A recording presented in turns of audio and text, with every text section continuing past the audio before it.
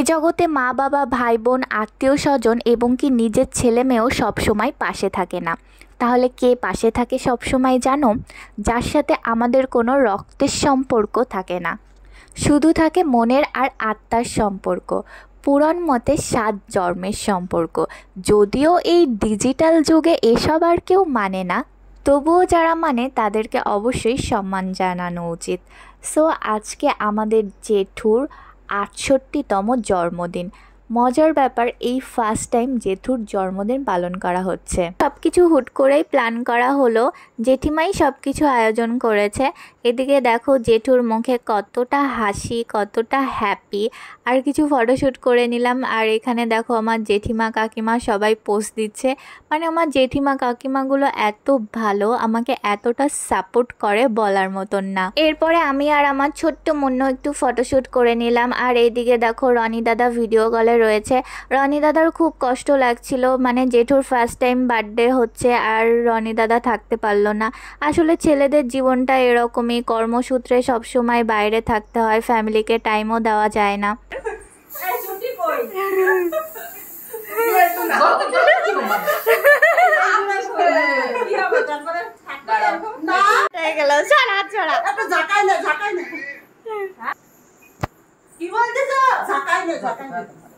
ওই গালে একটু লাগা, কত কিপটে ওইটু খাওয়া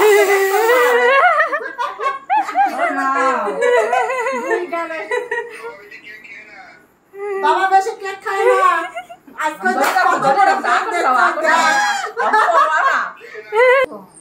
কত আনন্দ হয় না, ও কাটে দিয়েছে।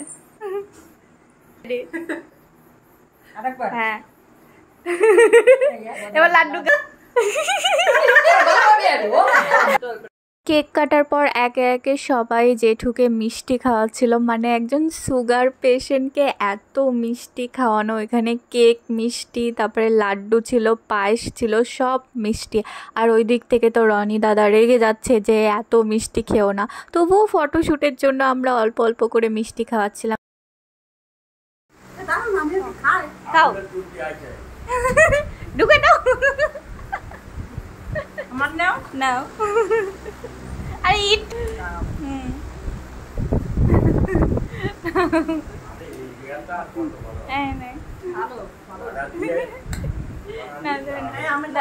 আপনারাও খান না, ও অনেক কাজ।